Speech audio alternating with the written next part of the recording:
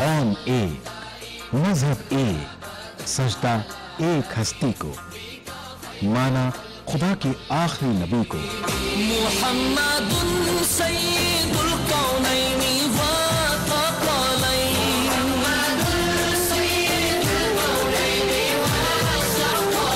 मुहम्मदुन सय्यिदुल कौनैनि। एक ही सफ में खड़े हो गए महमूद व अयाज, न कोई बंदा रहा न कोई बंदा नवाज।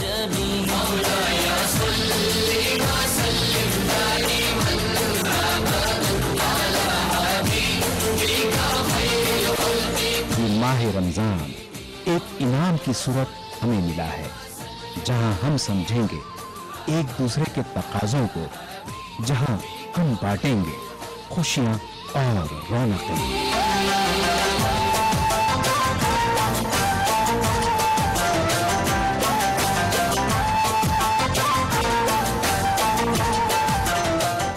तो आइए आज आपको लिए चलते हैं शहर दिल्ली में। आदाब नाजरीन, मैं रियाज मलिक आप सभी का खैर मकदम करता हूं हमारी खास पेशकश रमज़ान की रौनके के ईद स्पेशल प्रोग्राम में। नाजरीन, इस पूरे महीने हमने कोशिश की कि हिंदुस्तान के गोशे गोशे से आपको वाकिफ करा सकें कि किस तरह से रमज़ान के दिनों में हर शहर में क्या माहौल रहता है, इबादत में किस तरह से लोग मशगूल होते हैं, घरों पे ख़वातीन किस तरह से अफ्तार से लेकर सहरी तक मशगूल होती हैं और साथ ही साथ इबादत के लिए किस तरह से अपना वक्त निकालती हैं। इसी तर्ज पर आगे बढ़ते हुए आज हम आपको लेकर आए हैं हिंदुस्तान के दारुल हुकूमत दिल्ली शहर में। दिल्ली शहर की इस वक्त कुल आबादी तकरीबन 1,50,00,000 से ज़्यादा है और इस आबादी में मुस्लिम आबादी का तनासुब तकरीबन 17% का है। तो आइए दोस्तों, प्रोग्राम का बाकायदा आगाज़ करते हैं और साथ ही साथ मैं आपको बताता चलूँ कि जैसे जैसे ईद का वक्त करीब आता चला जाता है, दिल्ली शहर का माहौल भी पूरी तरह से तब्दील होता चला जाता है। बाज़ारों में पैर रखने की जगह नहीं होती, साथ ही साथ शहर की मौजूद शख्सियात इस तरह से इबादत के साथ साथ अफ्तार पार्टियों का भी इनेकाद करती हैं कि वो मंजर बहुत ही रूह परवर होता है। तो आइए दोस्तों, करते हैं आगाज़ अपने आज के प्रोग्राम का और आपको लेकर चलते हैं प्रोग्राम के पहले हिस्से में। जब ईद का दिन आता है यानी ईद उल फित्र का दिन, तो अल्लाह ताला फरिश्तों के सामने रोज़ेदार बंदों और बंदियों पर फ़ख्र करते हैं। वो कहते हैं, ऐ मेरे फरिश्तों, उसकी जज़ा क्या है जिसने अपने अमल को पूरा कर दिया। फरिश्ते कहते हैं कि ऐ हमारे रब, उसकी जज़ा ये है कि उसको उसके अमल का पूरा बदला दे दिया जाए। ईद का दिन है, गले आज तो मिले जालिम, रस्म दुनिया भी है, मौका भी है, दस्तूर भी है। किसी शायर ने न जाने किस रो में ये बात कही थी, लेकिन बात बिल्कुल सही है। ईद का दिन वो है कि जब गले मिलकर सारे गिले जाते रहते हैं। ईद का दिन वो है कि जब हम एक महीने के रोज़े रखकर जो हमारी तरबियत होती है निफाक के बजाय इन्फाक के लिए, हमारी तरबियत जो होती है एक तरह से नेकी की तरफ तरगीब के लिए, हमारी जो तरबियत होती है एक तरह से इसराफ से बचने की, किफ़ायत से काम लेने की और खुदा और उसके बंदों से अपने रिश्तों को उस्तवार करने की, उसकी खुशियों का जश्न भी आज हम मनाते हैं। ये ईद तो एक आलमी त्यौहार है और जहाँ कहीं भी मुसलमान हैं, तकरीबन 1.5 अरब के करीब मुसलमान रहते हैं दुनिया भर में, तो त्यौहार तो वैसे ही है। और लेकिन यहाँ पे मुसलमानों की एक बहुत बड़ी तादाद रहती है, तो यहाँ पे एक जो यहाँ दिल्ली में ख़ास तौर पर जो मुझे महसूस हुआ, मुझे पाकिस्तान से क़तन मुख्तलिफ नहीं लगा। तो मैं अपने आप को पाकिस्तान में ही महसूस करता हूँ एक हवाले से। और आज ख़ास तौर पर मुझे खुशी हो रही है कि इतने दोस्त यहाँ मौजूद हैं और आज हम सब मिल के इंशाअल्लाह अफ्तारी करेंगे तो रमज़ान का मज़ा भी दोबाला हो जाएगा। ईद बचपन से हम लोगों के लिए बहुत वैसा ही पाक दिन है, बड़ा दिन है। जैसे हम होली या दिवाली मनाते हैं और गांव में बचपन में भी हम लोग ईद बहुत खुशी से मनाते थे, सवियां खाते थे, गले मिलते थे और बहुत सारे लोग नए कपड़े भी पहनते थे अपने मुस्लिम दोस्तों को देख करके। अब भी लगभग वैसा ही है। इतना ही है कि उस समय की ईद थोड़ी ज़्यादा खुशनुमा होती थी और अभी की ईद में हल्का सा कहीं पर नकलीपन सा आ गया है। वो जो कशिश होनी चाहिए गले मिलने की, वो थोड़ी कम हुई है। अल्लाह ताला कहते हैं कि ए मेरे फरिश्तों, मेरे बंदों और मेरी बंदियों ने मेरे उस फ़र्ज़ को अदा कर दिया जो उन पर आयत था। फिर वो निकले हैं दुआ के साथ मुझको पुकारते हुए। मेरी इज़्ज़त, मेरे करम और मेरे बुलंद मुकाम की कसम, मैं ज़रूर उनकी पुकार को सुनूंगा। फिर अल्लाह ताला फरमाते हैं कि तुम लोग वापस जाओ, मैंने तुमको बख्श दिया।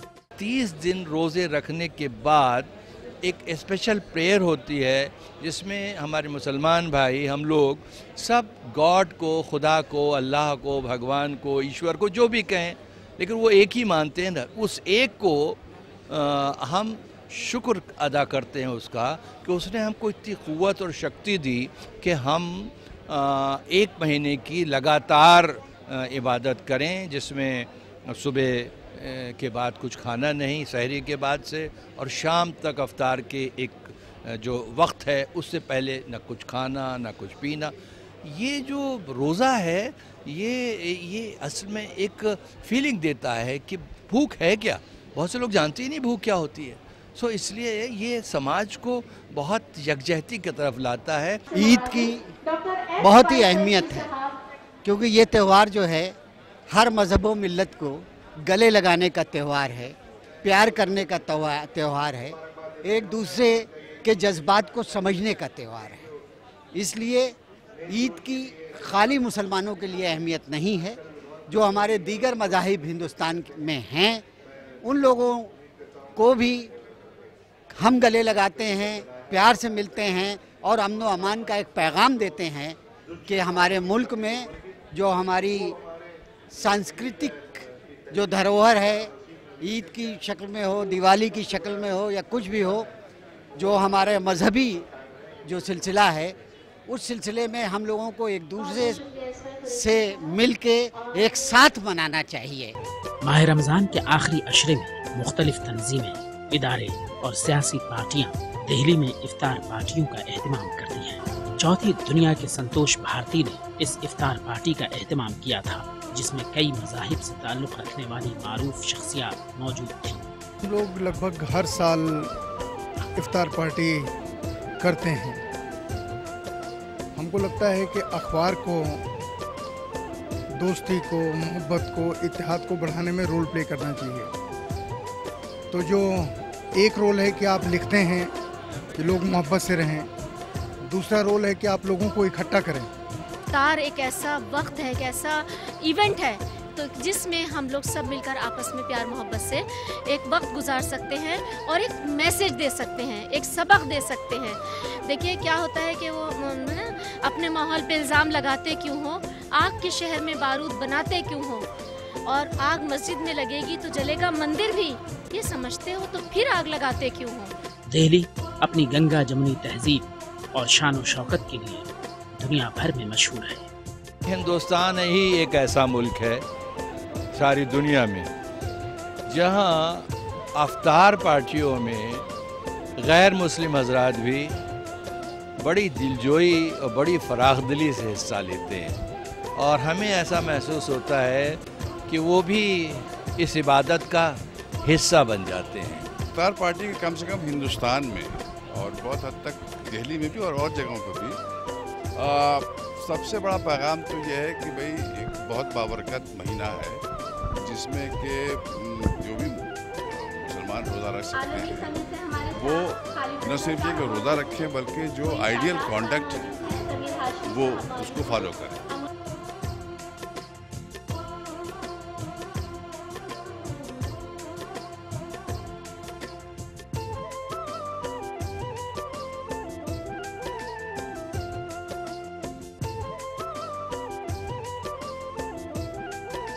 हमारे जो मुसलमान भाई हैं वो रोज़े रखते हैं। इसी तरीके से हिंदू भाई जो हैं वो नवरात्रों के अंदर रोज़े रखते हैं। तो शाम के टाइम जब रोज़ा टूटता है तो एक पाक चीज़ होने के अलावा एक थोड़ी सी खुशी भी होती। पूरे दिन आपने जद्दोजहद की सब चीज़ों से, और उसके अंदर अगर बाकी लोग शरीक होते हैं तो एक संदेश ही जाता है कि भाईचारा कायम है और भाईचारा बढ़ना चाहिए। यही चीज़ नवरात्रों में होती है। नवरात्रों में कई जगह पर डांडिया होता है, सब लोग उसमें शामिल होते हैं, किसी को नहीं पता कि कौन किस जात का है, कौन किस धर्म का है। तो ये एक हमारी तहजीब का, हमारी संस्कृति का एक बहुत महत्वपूर्ण हिस्सा है। ये बेहद मुबारक मौका है कि रमज़ान मुबारक के महीने में हिंदू और मुसलमान मिलके जब इफ्तार पार्टियां करते हैं तो उससे मुल्क की कौमी यकजहती, मुल्क की सालमियत, मुल्क की एक पीसफुल बकाए बाहमी और पुराम कौमी यकजहती और सेकुलर डेमोक्रेटिक हिंदुस्तान को ताकत मिलती है। फ़िरका परस्ती, तासुब और तंग नज़री का यही एक तरीक़ा है कि हम ईदें भी मिल के मनाएँ, होली दिवाली भी मिल के मनाएँ, रमज़ान में मुसलमानों के साथ इफ्तार रख के उनको इफ्तार की दावत दें। दिल्ली के दिल वाले बिला लिहाज मजहब व मिल्लत एक दूसरे के त्योहारों में शिरकत करते हैं। यहाँ ईद और दिवाली की खुशियाँ मिल बांट कर मनाते हैं।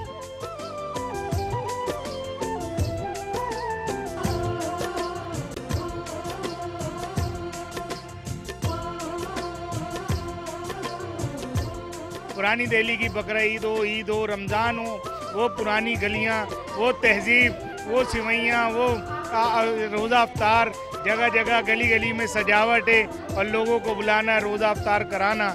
दिल्ली शहर के लोग तो जाहिर है कि क्लासिकल शहर है, ये पुराना शहर है, तो जैसे और जगह मनाते हैं। और हिंदुस्तान में जो ईद मनाई जाती है वो और मुल्कों से बहुत मुख्तलिफ है। यहाँ पे जो रस्में हैं, रवाज हैं, खाने पीने के जो सामान हैं तो खालिश हमारे यहाँ के हैं और उनमें एक तहजीबी इसकी अहमियत है। यहाँ तो बहुत अच्छी तरह मनाई जाती है। पुरानी दिल्ली का रमज़ान तो मैं समझता हूँ दुनिया में ऐसा नहीं होगा जैसे दिल्ली में होता है। हम वहीं पले बड़े कि पूरा एक महीना एक फेस्टिवल का महीना होता है। शहरी के लिए उठना, हम जब बच्चे थे रो के जिद करके कि हमें ज़रूर उठाना, रोज़ा रखने की कोशिश करते थे।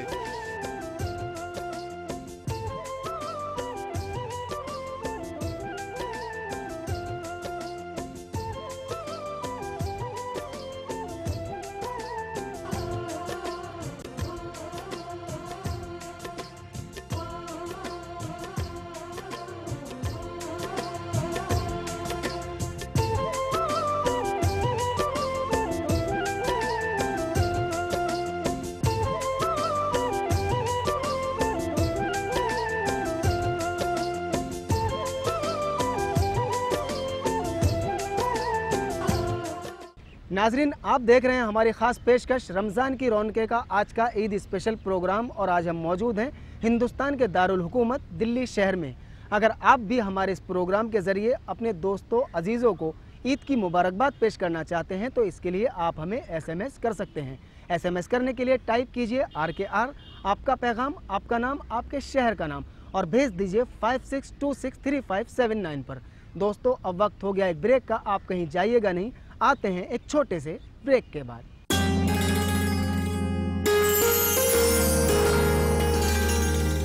ब्रेक के बाद मैं रियाज मलिक आप तमाम नाजरीन का फिर से खैर मकदम करता हूँ हमारी ख़ास पेशकश रमज़ान की रौनके के ईद स्पेशल प्रोग्राम में। और नाजरीन, आज हम मौजूद हैं हिंदुस्तान के दारुल हुकूमत दिल्ली शहर में। नाजरीन, रहमतों, बरकतों और मग़फ़िरत का महीना रुखसत होने को है। इस पूरे महीने हम सभी ने पूरी कोशिश की कि जैसी भी टूटी फूटी इबादत करके अल्लाह ताला को राज़ी कर सकें, हमने की। और नाजरीन, इन आखिरी लम्हात में पूरे आलम के मुसलमानों का जो ईमान है वो उबाले ले रहा है, जिसका एक नज़ारा दिल्ली की शाही मस्जिद यानी जामा मस्जिद में आप मेरे पीछे देख सकते हैं। तो आइए दोस्तों, बढ़ते हैं अपने प्रोग्राम के अगले हिस्से इबादत में। ईद लफ्ज़ ऊद से बना है जिसके मानी खुशी के होते हैं। ये माह रमज़ान में रोज़ा रखने वाले रोज़ादारों के लिए उसके रब का तोहफ़ा है। ये वो इनाम है जिसको पाने के लिए बंदा खुदा एक माह तक रोज़े रखता है। रमज़ान का महीना वो महीना है जिसमें अल्लाह के रसूल सल्लल्लाहु अलैहि वसल्लम जो हैं उनको वो किताब अता की गई जिसे हम कुरान हकीम के नाम से जानते हैं। और वो हम जानते हैं कि रमज़ान का महीना इस एतबार से अहम तरीन महीना है। रमज़ान का महीना कुरान का महीना था। रमज़ान का महीना जो था वो इसके मग़फ़िरत का निजात का और तौबा का महीना था। रमज़ान का महीना तो वैसे भी मुबारक महीना है, इसमें जितनी ज़्यादा इबादत की जाए उतनी ही अच्छी बात है। ख़ास तौर पे इस महीने में इबादत के लिए टाइम निकाला जाता है।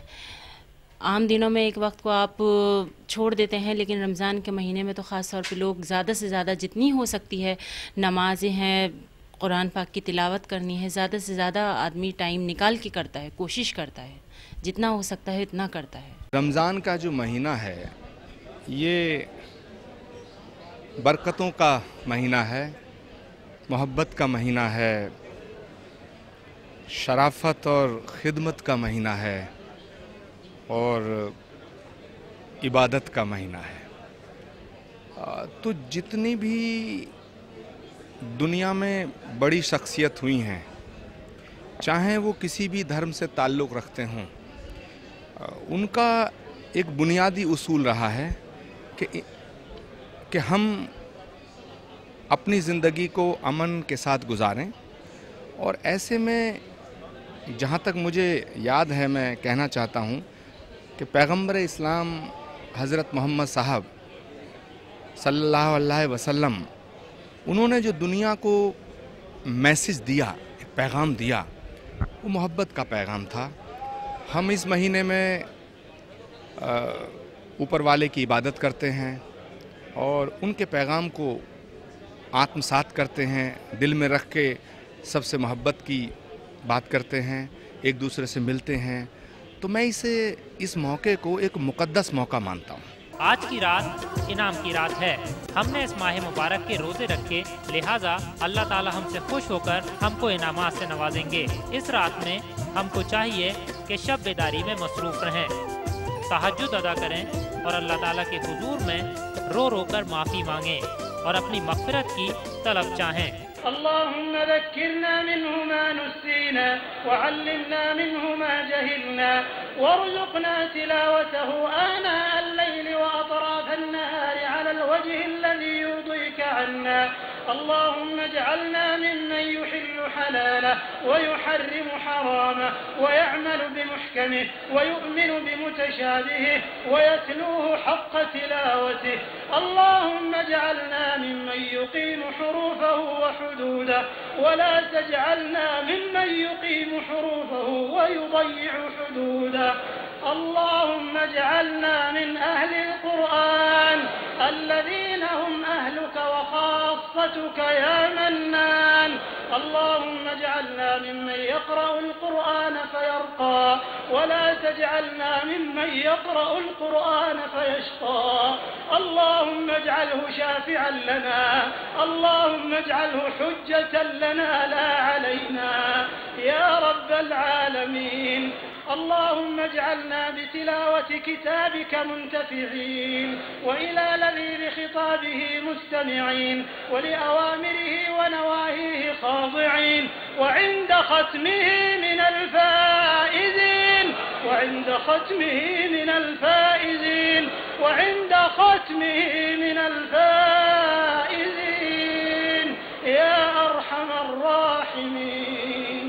اللهم أعز الإسلام والمسلمين وأذل الشرك والمشركين واحم حوزة الدين واجعل هذا البلد آمنا مطمئنا وسائر بلاد المسلمين. إلهنا إلهنا إلهنا قد حضرنا ختم كتابك وأنخنا مطايانا ببابك، فلا تطردنا عن جنابك، فلا تطردنا عن جنابك، فلا تطردنا عن جنابك. فإن طردتنا فإنه لا حول لنا ولا قوة إلا بك. لا إله إلا الله عدد ما مشى فوق السماوات والأرضين ودرج، والحمد لله الذي بيده مفاتيح الفرج. يا فرجنا يا فرجنا يا فرجنا إذا أغلقت الأبواب، ويا رجاءنا إذا انقطعت الأسباب وحيل بيننا وبين الأهل والأصحاب. اللهم إنا نسألك بوجهك الكريم الجنة، نسألك باسمك الأعظم الذي إذا دعيت به أجبت وإذا سئلت به أعطيت، أن تدخلنا الجنة بغير حساب يا غفور يا ودود يا وهاب.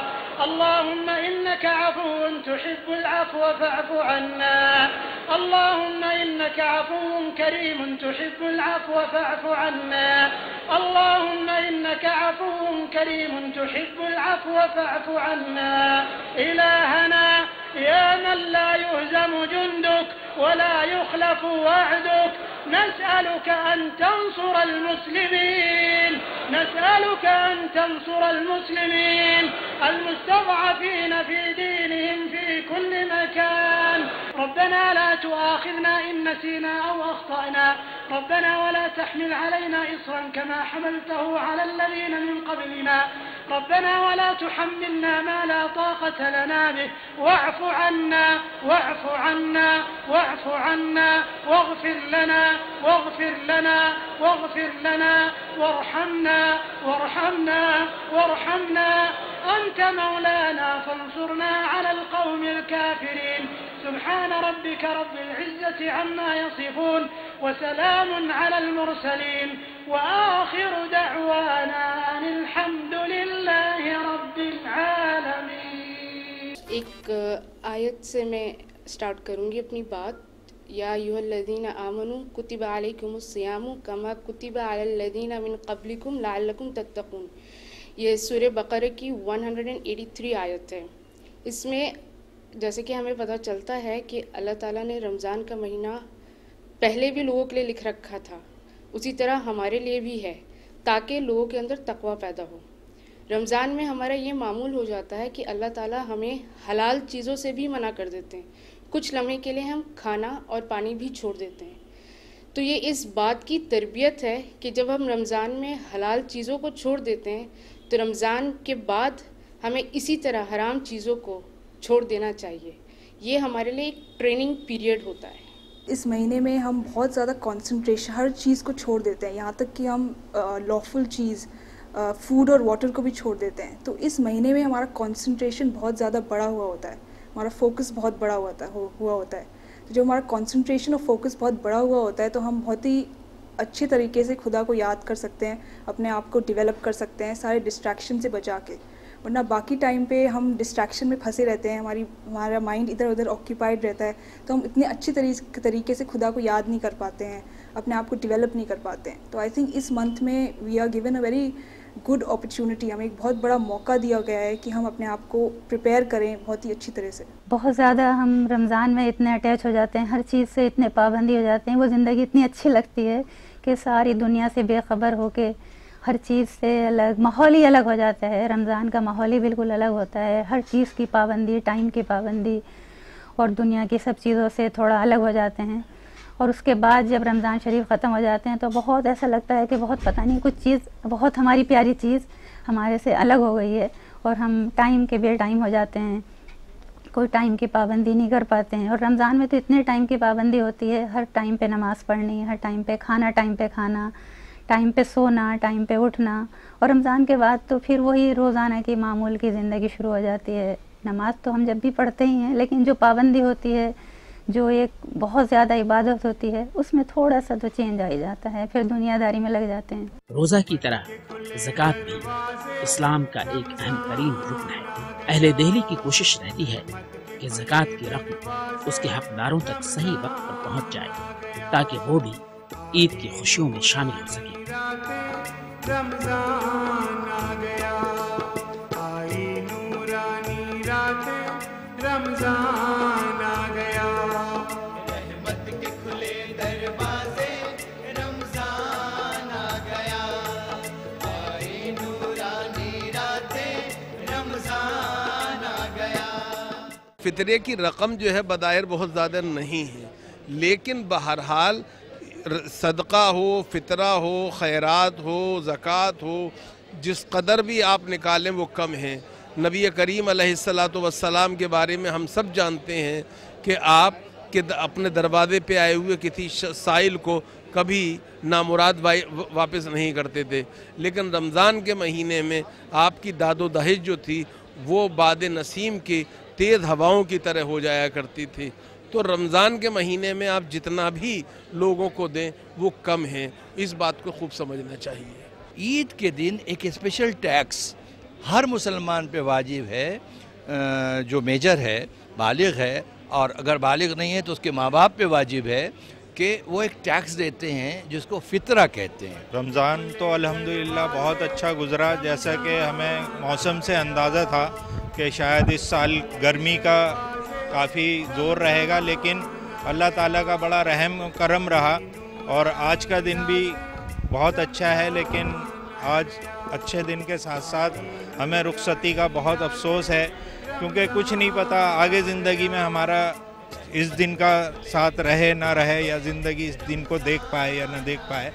तो हमें अफसोस के साथ और खुशी के साथ इस दिन को मनाने का एक मौका मिला है और अल्लाह ताला का बहुत बड़ा करम रहा रमज़ान करीम में कि उसने मौसम के लिहाज से अपनी कौम पर बहुत रहम व करम करा और बहुत अच्छा लगा कि भाई इसी उम्मीद पर आइंदा रमज़ान में भी यही उम्मीद की जाती है कि अल्लाह ताला अपने फजलो करम से अच्छे वक्त और अच्छे लम्हात बना देता है, वो उसकी कुदरत है। ये रमज़ान पाक का महीना है, इसमें बहुत ही अफजल महीना है।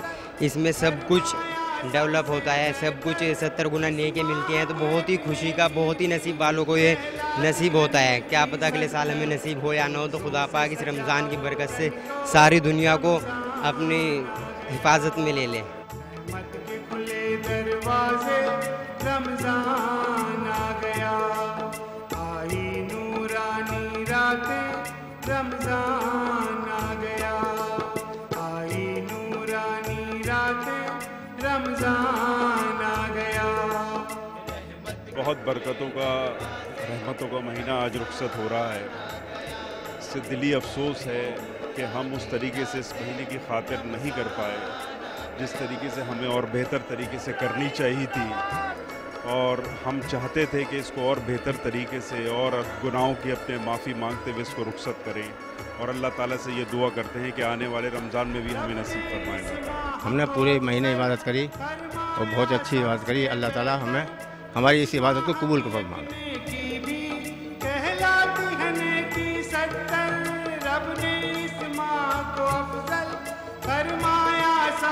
अल्लाह ताला ने ये महीना इसलिए दिया है ताकि आप इबादत कर सकें और पूरे तमाम साल पे भारी है ये। तो ऐसे में इस महीने को बेकार छोड़ देना, बेकार ज़ाया कर देना, ये यकीनन अच्छी बात नहीं है। इसलिए ख़वातीन से ख़ास तौर पर मैं दरख्वास्त करूँगी कि वो इस महीने का एहतराम भी करें, इस महीने की अहमियत भी समझें कि खाली इसका नाम ये नहीं है कि आप पकाएँ खाएँ और सो जाएँ। इसका मतलब यही है कि आप अपने काम को इस तरीके से डिवाइड करें कि आपको इबादत का ज़्यादा से ज़्यादा वक्त मिल सके। रमज़ान में जो चीज़ें इंसान कंट्रोल करता है या रोकता है उन चीज़ों को, वो रमज़ान ख़त्म होने के बाद कुछ लोग फॉलो नहीं करते उस चीज़ को, कुछ करते हैं और नहीं करते फिर भी कह सकते हैं ना के बराबर। कुछ अच्छे होते हैं, कुछ नहीं।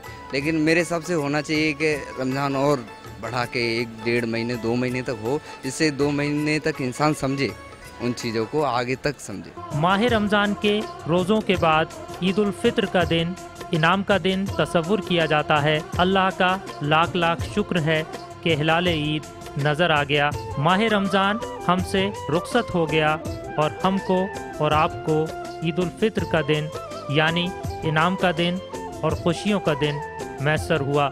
नाज़रीन, आप देख रहे हैं हमारी ख़ास पेशकश रमज़ान के रौनके का आज का ईद स्पेशल प्रोग्राम और आज हम मौजूद हैं हिंदुस्तान के दारुल हुकूमत दिल्ली शहर में। अगर आप भी हमारे इस प्रोग्राम के ज़रिए अपने दोस्तों अजीज़ों को ईद की मुबारकबाद देना चाहते हैं तो इसके लिए आप हमें SMS कर सकते हैं। SMS करने के लिए टाइप कीजिए RKR, आपका पैगाम, आपका नाम, आपके शहर का नाम और भेज दीजिए 56263579 पर। नाज़रीन, अब वक्त हो गया एक ब्रेक का। आप कहीं जाइएगा नहीं, आते हैं छोटे से ब्रेक के बाद।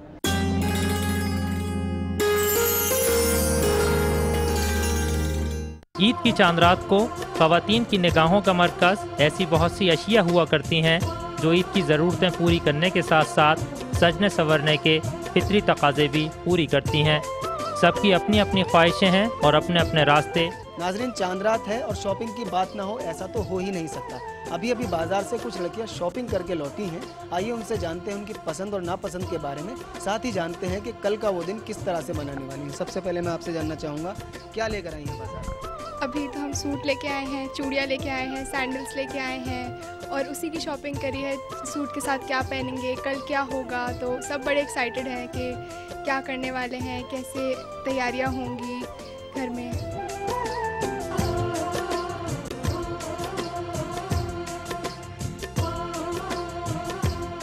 खुशी होती है कि रमज़ान के महीने में इबादत हुई, सब कुछ हुआ और अब थोड़ा सा दुख भी होता है कि रमज़ान रुखसत हो रहे हैं, पर अगले साल दोबारा आएंगे। और ईद है, घर में अच्छा खाना बनेगा, सब प्यार से रहेंगे, सब घर में रहेंगे, छुट्टी मनाएंगे।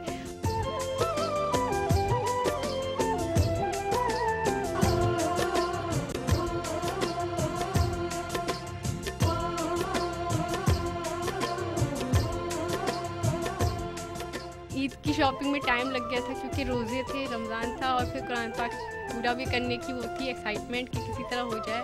तो शाम में हम लोग टाइम निकाल के इफ्तार के बाद सेंट्रल मार्केट गए, तो वहाँ से बटला मेगा मार्ट से लिया। ट्रेंड जो भी है आजकल पाकिस्तानी स्टाइल है, पजामा सूट है, वो लिया।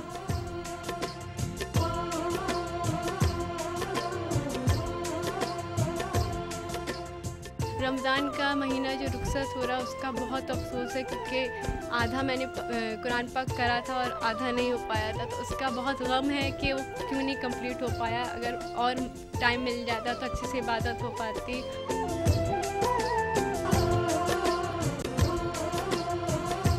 मैं अभी बाज़ार से आई हूँ और बाज़ार का माहौल ऐसा है कि बहुत ज़्यादा भीड़ है। चूँकि चांद नज़र आ चुका है तो अब सब लोग इस वक्त निकलेंगे, शॉपिंग करेंगे। इतना बुरा हाल है बाज़ार का कि पैर रखने की भी जगह नहीं है, बहुत ज़्यादा भीड़ है। और अभी चांद निकला है, सब लोगों ने शॉपिंग करनी स्टार्ट कर दी है। मैं भी अभी शॉपिंग करके आई हूँ। वैसे तो मैंने बहुत सारी चीज़ें ख़रीद ली थी, पर अब मेरी कुछ चीज़ें रह गई थी, जैसे बैंगल्स रह गई थी, क्लिप्स रह गए थे, सैंडल्स रह गई थी, तो मैं सब कुछ अब लेकर आई हूँ। खुशी हो रही है बहुत ज़्यादा कि कल ईद है, बहुत ज़्यादा एक्साइटमेंट है कि कल बहुत मज़ा आने वाला है, सबसे ईदी मिलने वाली है, अच्छी चीज़ें बनेंगी घर में, बहुत मज़ा आने वाला है, बहुत ज़्यादा एक्साइटमेंट है।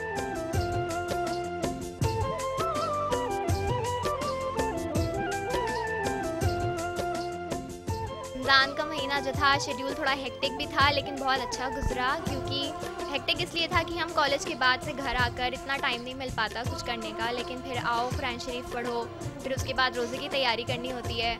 मज़ा भी बहुत आता था, रात में बहुत मज़ा आता था, एक अलग सी बरकत होती थी रमज़ान के महीने में। तो अब अफसोस रहेगा कि रमज़ान जा रहे हैं। शॉपिंग तो सबको पसंद होती है, ईद के दिन खास बहुत शॉपिंग करते हैं तो बहुत अच्छा लगता है। बहुत सारा सामान लेते हैं, जैसे मैं फ़्रॉक सूट लेके आई, आजकल वही चल रहा है, फ़्रॉक सूट लेके आई, सैंडल्स लेके आई, बस अभी मेहंदी रह गई है, मेहंदी लगवानी है। सबसे ज़्यादा मेहंदी का शौक़ होता है हम लोगों को।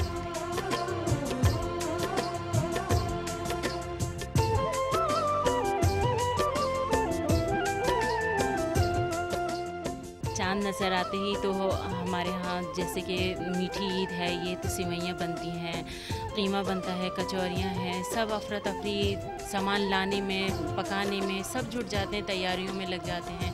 बच्चे हैं, कोई मेहंदी लगवा रहा है, कोई बाहर जा रहा है, तो इस तरह से खाना पकाना है, लोगों का आना जाना, मुबारकबाद देना एक दूसरे को, तो बहुत ज़्यादा और ज़्यादा खुशी के साथ साथ मसरूफियात भी बढ़ जाती हैं। बच्चे भी खुश होते हैं, बड़े भी खुश होते हैं कि अब देखिए पूरे महीने इबादत के बाद एक ईद का दिन, मीठी ईद का दिन नसीब हुआ है हम लोगों को। तो इस तरह से हमारा दिन आना जाना, ईदी लेना देना। छोटे बच्चे होते हैं, ज़िद कर के मांगते हैं कि मम्मी ईदी दीजिए, चाची ईदी दीजिए, तो उनको देना भी अच्छा लगता है। और फिर हम अपने बड़ों से अब हम भी ज़िद करके ईदी मांगते हैं कि हमें भी ईदी चाहिए। अभी तो हम सबसे छोटे हैं तो लेते ही हैं, अपने बड़े भाईजान से, मम्मी से, पापा से, मामा, चाचा, दादा, सब से, किसी को नहीं छोड़ते ईद पे।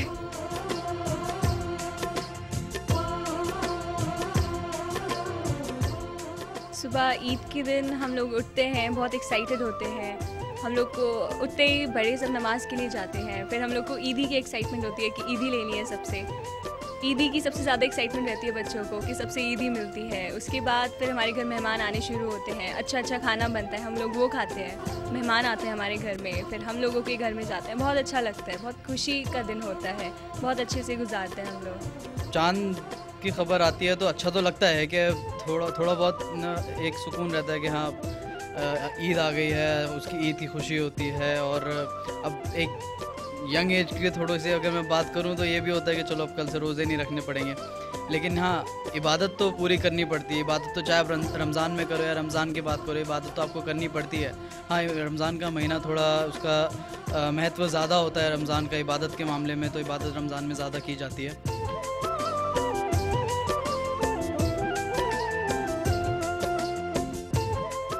चाँद नज़र आ गया, जाहिर है सब बच्चे भी बहुत खुश हैं, घर में भी सब लोग आपने देखा ही किस तरीके से कपड़े लाए हैं। मेरे बेटे मेरे माशाल्लाह हम लोग सब मिलजुल कर रहते हैं। हम लोग पुरानी दिल्ली के रहने वाले हैं और पुरानी दिल्ली की अपनी एक तहजीब है, अपना एक तमद्दुन है। वहाँ पर क्या होता है, मेरे ख्याल में सभी जगह होता है, लेकिन ख़ास तौर पर पुरानी दिल्ली की चांद रात बहुत मशहूर है। ईद से ज़्यादा अगर आप कभी देखेंगे लोग तो चांद रात के लिए बहुत लोगों में एक्साइटमेंट होता है। दोस्तों अब वक्त हो गया एक ब्रेक का, आप कहीं जाइएगा नहीं, आते हैं एक छोटे से ब्रेक के बाद।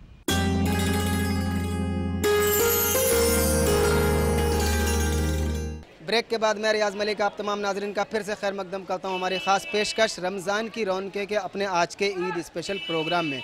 और नाजरीन आज हम मौजूद हैं हिंदुस्तान के दारुल हुकूमत दिल्ली शहर में। नाजरीन चांद रात है तो जाहिर सी बात है बाज़ारों में, हिंदुस्तान के तमाम शहरों में इस वक्त पैर रखने की जगह भी नहीं है। तो आइए चलकर देखते हैं कि इस वक्त लोग किस तरह से ईद की ख़रीदारी में मसरूफ़ हैं और बाज़ारों में इस साल ईद के लिए क्या क्या चीज़ें दस्तयाब हैं। हकीकत यह है कि ज़िंदगी की ज़रूरतों ने बाज़ार को इंसानी ज़िंदगी का अहम और लाजमी हिस्सा बना दिया है। आज की रात यानी चांद रात में शहर दिल्ली और हिंदुस्तान के दूसरे शहरों में बाज़ार की रौनकें काबिल दीद भी होती हैं और बाइसे ईद भी। जिस तरफ नज़र डालिए ख़रीदारों का हुजूम और दुकानदारों की पुरमसरत मसरूफियत, रौनकों के उरूज का ये सिलसिला सुबह तक इसी तरह से चलता रहेगा।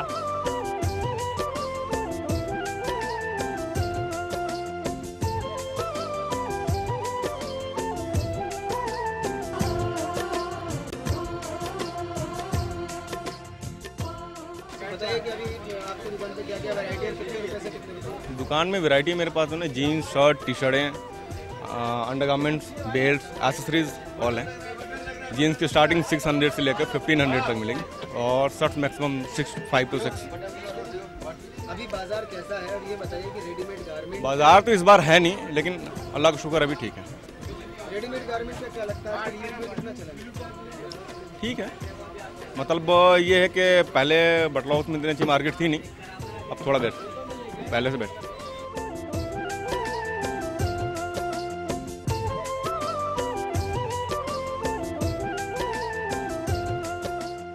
हमारे यहाँ जीन्स पैंट हैं, कॉटन के पैंट्स हैं, शर्ट हैं कॉटन्स के, जी बेल्ट्स हैं, यही सब है। बहुत ज़्यादा बढ़ गया। अब यूथ जो है सिर्फ रेडीमेड ही लेना चाहते हैं, क्या है कि बाहर सिलाई के लिए महंगा हो रहा है सिलाई का कपड़ा, और यहाँ फिटिंग अच्छा होता है, बढ़िया बना हुआ होता है, इसलिए सारे लोग चाहते हैं कि हम रेडीमेड ही खरीदें। अभी यहाँ हमारे यहाँ जीन्स 650 रुपये से 1250 रुपये के बीच का, ये इसी रेंज का है, और शर्ट 500, 550, 600 रुपये का। ईद की खुशी दोगुनी करने के लिए शॉपिंग के जरिए अच्छे से अच्छे लिबास का इंतखाब किया जाता है।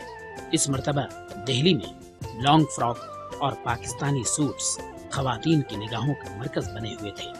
ईद के लिए हमारे पास इस टाइम जो कलेक्शन है वो पाकिस्तानी सूटों की ज़्यादा डिमांड है, जैसे कॉटन में हो गए और जी आपके जॉर्जेट में हो गए, ये रहे इस तरीके से पार्टी वेयर स्टाइल में। आजकल इन चीज़ों की बहुत ट्रेंड है, बैग स्टाइल फ्रेंड।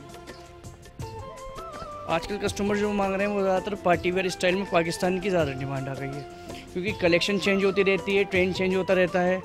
पिछली बार ईरानी सूट चल रहे थे, आपके पाकिस्तानी सूट हैं, और कॉटन में भी बहुत कलेक्शन है, पाकिस्तानी में भी है, और जॉर्जेट में, शिफॉन में, सभी तरह की कलेक्शन है। लगभग मिला के अगर देखा जाए तो दूसरे मुल्कों का माल मंगाया जा रहा है, जैसे कि पाकिस्तान। आजकल पाकिस्तान की बहुत डिमांड चल रही है। ये रेट का अगर हम बात करें तो कितने रुपए से कितने रुपए तक, खासकर रमज़ान के दिनों में ईद के वक्त इन रेट्स में कितना फर्क है? देखिए रेट का अगर फ़र्क आता है तो दरअसल कस्टमरों को ऐसा लगता है कि रेट का फ़र्क है, वैसे फ़र्क कुछ नहीं है। हमारे पास जो नॉर्मल स्टार्टिंग है 1500 से और जी 7000 8000 तक का नॉर्मल सूट है हमारे पास पाकिस्तानी। जो इस टाइम 7-8 का है वो उसी टाइम ईद के बाद भी यही कॉस्ट रहती है उनकी। ये तो कस्टमरों को होता है कि ईद की वजह से कॉस्ट ज़्यादा है जी। आम दिनों के मुकाबले में रमज़ान के दिनों में या ईद के वक्त में सेल को कितना असर पड़ेगा? हाँ, ये चीज़ मेन है क्योंकि ईद के टाइम पे थोड़ा सेल में इजाफा होता है, क्योंकि आम दिनों में नॉर्मल वही जो राउंड फिगर चलता रहता है वही होता है, पर आम दिनों में अगर आम दिनों में और ईद के टाइम में देखा जाए तो ईद के टाइम में थोड़ा बजट ऊपर चले जाता है, सेल ऊपर चली जाती है। मर्द नमाज के लिए कुर्ते और पाजामे को तरजीह देते हैं। इस दफा दिल्ली के बाजारों में नित नए डिजाइन के कुर्तों और पाजामों की भरमार थी।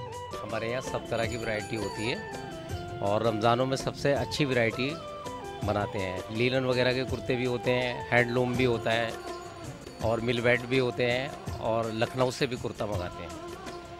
और रमज़ानों में डिस्काउंट भी देते हैं, यानी कि 12 महीने पहले से जो कुर्ता बिकता है उससे लैस करके बेचते हैं, इसलिए कि क्वांटिटी में माल निकलता है, अच्छा प्रॉफिट हो जाता है। और 350 रुपये से लेके कुर्ता 800 रुपये तक का कुर्ता होता है। पजामे की कीमत अलग होती है, 150 से लेके 200 तक। एक चूड़ीदार पजामा होता है उसकी भी सेम कीमत होती है। जो शलवार या पठानी सूट होता है वो थोड़ा उससे अलग हट के होता है। चांद हो चुका है, उसके लिए हम ईद की तैयारी के लिए कुर्ते पजामे के लिए निकले हुए हैं और बिना कुर्ते पजामे के लिए ईद जो है अधूरी है, और इसलिए नमाज ज़्यादातर लोग कुर्ते पजामे से ही पढ़ते हैं। और ये कुर्ते में लोग बहुत अच्छे लगते हैं और ज़्यादातर लोग जो है वाइट कुर्ता पजामा पसंद करते हैं ईद पे जो है। और ईद जो है मुसलमानों को सबसे बेहतरीन त्यौहार है।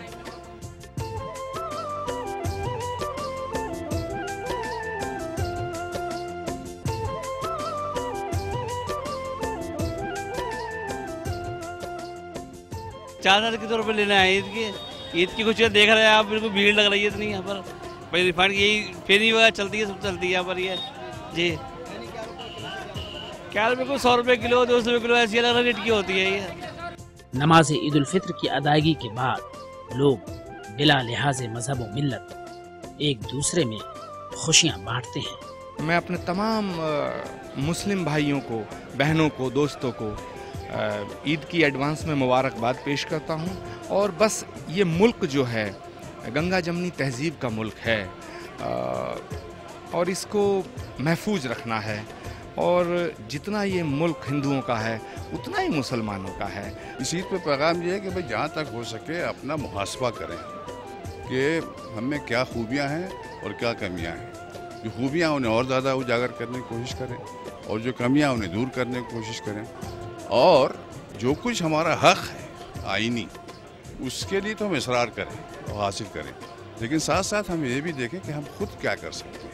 ईद के मौके पे मैं सबसे बड़ा संदेश यही देना चाहता हूँ कि हमारा मुल्क अलग अलग फूलों का बना हुआ है और गुलदस्ता तभी महकता है जब सब उसके अंदर फूल है।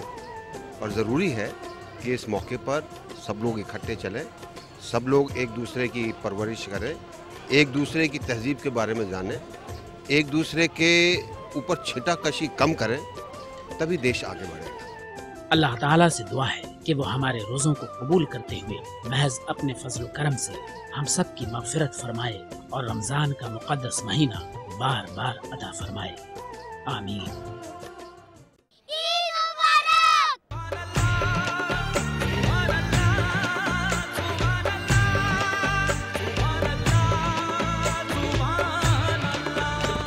तो नाजरीन, ये था हमारा रमज़ान की रौनके का ईद स्पेशल प्रोग्राम शहर दिल्ली से। मुझे उम्मीद है कि आपको हमारा ये प्रोग्राम ज़रूर पसंद आया होगा। तो नाजरीन, कैमरामैन महेश शर्मा के साथ रियाज मलिक की तरफ से आप तमाम नाजरीन को ईद की बहुत बहुत मुबारकबाद। ज़िंदगी रही तो इंशाल्लाह अगले साल फिर से मुलाकात होगी। तब तक के लिए खुदा हाफिज़।